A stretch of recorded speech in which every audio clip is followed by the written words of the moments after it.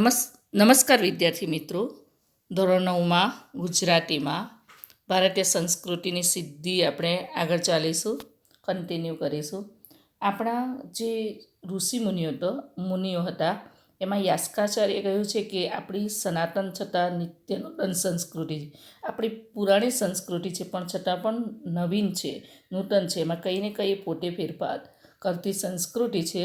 આપણે અંદર ભીતર એટલે આપણી ભીતર આપણા ભારતીયોના મનની અંદર એક અખંડ તંતુ કાયમ છે, એક વિચારધારા કાયમ છે. પુરાણા જમાનાના કોઈ ઋષિ આજે આવે ને અને કદાચ આપણો વેશ ભલે બદલાઈ ગયેલો લાગે, આપણા વસ્ત્રો ભલે બદલાયેલા લાગે, પહેલાંના ઋષિમુનિઓના વસ્ત્રો અને જે પહેરતા બધા વસ્ત્રો એ અલગ હતા, અત્યારે જુદા છે, પણ એ ભલે બદલાઈ ગયેલા હોય પણ આપણી વિચારધારા તો એકદમ અખંડ છે, એવી ને એવી જ છે. અંદરથી જે સંસ્કૃતિ છે, જે આપણી આધ્યાત્મિક શક્તિઓ છે, તો એવી ને એવી જ માણસમાં સચવાયેલી છે. અને એટલે એને આપણામાં એવું કંઈક અવશ્ય દેખાશે જુદું, અને તરત જ એ લોકો એ ઋષિ કહી ઉઠશે કે આ મારા જ બાળકો છે.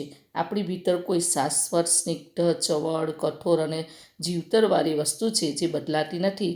એ આપણું અનોખું બળ છે. તો ભારતીયોનું અનોખું બળ હજારો વર્ષથી કયું એની અંદર સચવાયેલું છે ભીતરમાં, તો એક શાશ્વત કાયમ રહે એવું એક તો સ્નિગ્ધ એટલે કોમળતા છે આપણી અંદર, ચવળ નથી એટલે તૂટતું નથી, એકદમ હંમેશા શાશ્વત ચાલી આવે છે. એટલા માટે ભારતીય સનાતન સંસ્કૃતિ કહેવાય છે. કઠોર અને જીવતરવાળી વસ્તુ છે, એટલે કે કોઈ પણ તકલીફને સહન કરીને એ જીવનને એક વેગવંતું બનાવીને પોતાની શક્તિઓને એ આગળ લઈ જાય છે અને એ બદલાતી નથી. એ અનોખું બળ છે ભારતીયોનું. તો હજારો વર્ષોનો આપણો પુરાતન દેશ છે, ખૂબ વૃદ્ધ દેશ છે. જ્યારે બીજા દેશોના ઇતિહાસને આરંભ પણ નહોતો થયો ત્યારે આપણા પૂર્વજો ગૌરવ શિખર ઉપર પહોંચી ગયા હતા. એટલે કે આપણો દેશ ખૂબ જ વૃદ્ધ છે અને ઘણા હજારો વર્ષથી અસ્તિત્વ ધરાવે છે. અનેકાનેક પરિવર્તન આવ્યા છતાં અહીંની પરંપરા ક્યારેય તૂટી નથી, અતૂટ રહી છે. પ્રાચીન કાળ સાથે આપણને જોડી રાખે છે. સ્થળકાળના ભેદ છતાં અહીં એકતાનું દર્શન થાય છે. આ આપણી ભારતીય સંસ્કૃતિની વિશેષતા છે કે ક્યારેય ગમે તે થઈ જાય, ગમે એટલું બદલાય, પણ સ્થળ, કાળ, પ્રાચીન કાળ બધું જ છતાં પણ એકતા બધાની સાથે અખંડ રહી છે. એવું કહેવાય છે કે ભારતમાં જન્મ લેવું દુર્લભ છે, એટલે મુશ્કેલ છે. દુર્લભ ભારતે જન્મે. આપણો આ ભારત દેશ પરમ પવિત્ર દેશ છે. ભારતની ભૂમિ અતિ પુણ્યવાન છે, એમ આપણા પૂર્વજો પણ કહ્યા કરતા હતા. દુર્લભી મહારાષ્ટ્રે જન્મ, એટલે મહારાષ્ટ્રમાં જન્મ લેવો દુર્લભ. દુર્લભે ગુર્જરેશું જન્મ, ગુજરાતમાં જન્મ લેવો દુર્લભ. એવા વચન તમને અહીં ક્યાંય નહીં મળે. તુલસીદાસજી પણ કહેશે, ભલી ભારત ભૂમિ ભલે ભૂલ કુલ જન્મ. 500 વર્ષ પહેલાં ગુજરાતના કવિ નરસિંહ મહેતાએ ગાયું, ભરતખંડ ભૂતળમાં જન્મી જેણે ગોવિંદના ગુણ ગાયા રે. એટલે કે આ ભૂમિ પર જન્મ લઈને જેણે ગોવિંદના ગુણ ગાયા ને એ ભારત ભૂમિ ધન્ય છે. ભારત ભૂમિ ખૂબ જ પવિત્ર છે, એ ધન્ય છે. એને જન્મ આપનાર મા પણ ધન્ય છે. આ જ વાત અસમના શંકરદેવે અને માધવદેવે પણ કહી. નરસિંહ મહેતાએ પણ ગુજરાતનો મહિમા ગાયો ને ન શંકરદેવે અસમનો મહિમા ગાયો. એકબીજાની ભાષા તો તેઓ જાણતા નહોતા, એકબીજાને નહોતા જાણતા, છતાં ભારત અમારી પુણ્યભૂમિ છે અને અમે તેમાં જન્મ પામ્યા, તેથી ધન્ય થઈ ગયા, એવું બંનેએ અનુભવ્યું અને વ્યક્ત કર્યું. કહેવાનો અર્થ ભારતમાં કોઈ પણ ખૂણામાં રહેતા હોય, કોઈ પણ રાજ્યમાં રહેતા હોય, પણ ભારતની મહાનતાના ગુણ ગાયા છે. એણે કદાચ બીજું રાજ્ય ન પણ જોયું હોય તો પણ ભારતની અખંડિતતાની વાત એને ખ્યાલમાં આવે છે અને એટલે ભારતનું ગુણગાન એ મહાન સંતો ઋષિમુનિઓએ કર્યું છે. આવી રીતે આખા ભારતનું અભિમાન એ કંઈ પ્રકૃતિ નથી, સંસ્કૃતિ છે. જ્યાં એવી એવી ભાષાઓ છે કે ન જાણતો હોય તોય તે શીખતાય વર્ષો નીકળી જાય, એવી વિભિન્ન ભાષાઓને અપરંપાર વિવિધતાવાળા આ ભૂખંડ એટલે આ જમીન, આ પૂરી પૃથ્વીનો એક દેશ માનવો એ સંસ્કૃતિ છે. પ્રકૃતિથી ઉપર ઉઠીને આ સંસ્કૃતિ આપણી બની છે, સદાય એટલે બની છે. એવી ભારતીય સંસ્કૃતિને આપણે જાળવવાની છે અને એની સંસ્કૃતિને આગળ વધારવાની છે. તો અહીંયા ખૂબ સુંદર ભારતની મહાનતા, એનું ગૌરવ, એની જે ગરિમા છે એ લેખકે અહીંયા વ્યક્ત કરે છે. ભારતીય સંસ્કૃતિમાંથી આ પાઠ લેવામાં આવ્યો છે વિનોબા ભાવેએ. અહીંયા આપણે શબ્દના અર્થ આમ તો જોયા પણ થોડા જોઈ લઈએ. વર્જ્ય એટલે છોડવા જેવું, ત્યજવા જેવું. ક્ષીણ એટલે ઘસાયેલું, નબળું. અંકરાત્યું એટલે ધરાય નહીં તેવું, વધારે પડતું ખાનારું. સાવધ એટલે જાગ્રત, સજાગ, અને એનું વિરોધી ગાફેલ. નિષ્કર્ષ એટલેનો સાર, હેતુ નીકળવો, એમાંથી શું સારું આપણે કહી શકીએ. અદ્વિતીય એટલે અજોડ, એની કોઈ જોડ નથી. અસ્ખલિત એટલે એકધારું વહેતું, એકધારું, તૂટે નહીં એવું. શાશ્વત એટલે પણ કાયમ, નિત્ય. ચવડ એટલે મુશ્કેલીથી તૂટી જાય, ફાટે કે ચવાય તેવું. સંપદા એટલે સંપત્તિ. પ્રાચીન એટલે અર્વાચીન, વિરોધી શબ્દ, પ્રાચીનનું, અર્વાચીન. સાવધનું, ગાફેલ. સ્નિગ્ધનું વિરુદ્ધાર્થી, કઠણ. બાહ્યનું વિરુદ્ધાર્થી, આંતરિક. આધ્યાત્મિકનું સાંસારિક. અભિમાનનું નિરભિમાન. શાશ્વતનું નાશવંત ને અંકરાત્યાનું મિતાહારી. હવે આપણે વિકલ્પને જોઈશું. વિકલ્પમાં ખરાની નિશાની કરવાની જે છે સાચું. નીચેનામાંથી કયું વાક્ય બંધ બેસતું નથી? તો વિકૃતિ એટલે સહજ સ્વભાવ, આપણને પહેલો જ જવાબ ખ્યાલ આવી જાય છે પાઠમાં ધ્યાન આપ્યું હોય તો એ ખોટું છે. બીજું, વિકૃતિઓ ક્યારેક ક્ષીણ થતી જશે.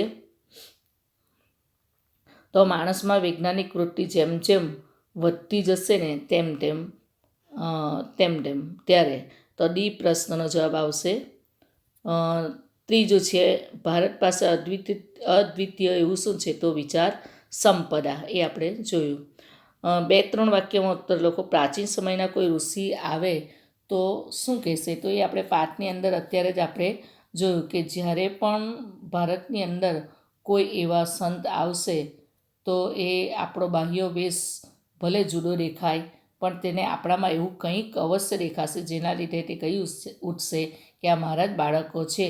કારણ કે આપણી ભીતર કોઈ શાશ્વત, સ્નિગ્ધ અને ચવળ, કઠોર અને જીવતરવાળી વસ્તુ છે જે બદલાતી નથી, જે આપણું અનોખું બળ છે. અને એટલે ભારતીય ઋષિમુનિ કદાચ આપણા બદલાયેલા વેશ જોઈને પણ કહેશે કે આ મારું જ સંતાન છે. તો અહીંયા એ રીતે એ પ્રશ્નનો જવાબ આપણે તૈયાર કરવાનો છે. હવે નીચેનો પરિચ્છેદ વાંચીને, પરિચ્છેદ એટલે કે પેરેગ્રાફ વાંચીને તેની નીચે આપેલા પ્રશ્નના ઉત્તર લખો. તો આપણે પ્રશ્ન જ જોઈ લઈએ. બીજાની મહેનત લૂંટીને ભોગ ભોગવાની વૃત્તિને શું કહેવાય? તો આપણને ખબર છે, પાઠમાં જોઈ ગયા, વિકૃતિ. બીજાની મહેનત લૂંટીને ભોગ ભોગવાની વૃત્તિને વિકૃતિ. ઉપવાસને લેખક શું કહે છે? તો સંસ્કૃતિ. પ્રકૃતિને સમજાવવા લેખકે શું કહ્યું છે? પ્રકૃતિને સમજાવવા લેખકે શું કહ્યું છે? પ્રકૃતિને ઉપવાસ કરવો એ સંસ્કૃતિ છે. આપણે મહેનત કરીને ખાઈએ તે આપણી પ્રકૃતિ છે અને તે આપણી પ્રકૃતિ છે. આ પરિચ્છેદને યોગ્ય શીર્ષક આપો. પ્રકૃતિ, વિકૃતિ ને સંસ્કૃતિ. 7-8 લીટીમાં પ્રશ્નનો ઉત્તર.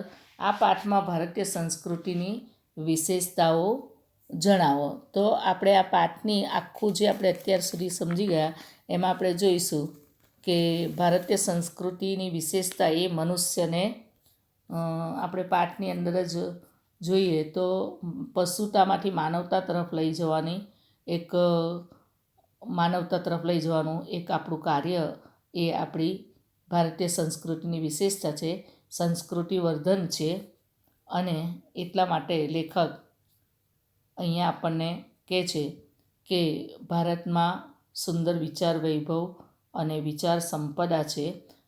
આખા પાઠમાંથી થોડું લઈને થોડું એટલે કે જ્યાં એનો સાર છે. ભારતીય સંસ્કૃતિના શબ્દોની અખંડ પરંપરા છે. શબ્દ શક્તિ અસ્ખલિત પ્રવાહ રૂપે વિકસિત થઈ રહી છે.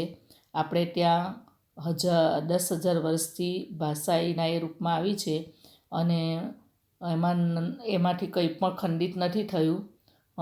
એમાં ઉલટું વધારો કરીને એને નવીન ઓપ પણ આપવામાં આવ્યો છે અને સ્થળકાળનું ભેદો છતાં એકતાનું દર્શન આપણે ત્યાં કરાવ્યું છે. આપણા ભારત દેશની અંદર જે આપણા ઋષિ મુનિઓ છે એટલે કે તુલસીદાસજીને એ બધાએ તુલસીદાસજી, નરસિંહ મહેતા, શંકરદેવ, મહાદેવ ભક્તજનોએ આપણી સંસ્કૃતિને એમણે જાળવી રાખી છે કહેવાનો અર્થ. અને સંસ્કૃતિ, વિભિન્ન ભાષાઓ અને અપાર વિવિધતાવાળા ભારત દેશને એક માને છે, જે આપણી ભારતીય સંસ્કૃતિની એક વિશેષતા છે. તો અહીંયા વિદ્યાર્થી મિત્રો આપણો પાઠ સમાપ્ત થાય છે. ધન્યવાદ. તમારે પાઠના પ્રશ્નના જવાબ સ્વાધ્યાયના લખવાના રહેશે અને પાઠને વિશેષ રીતે વાંચન કરીને સમજવાનો પ્રયત્ન કરવો.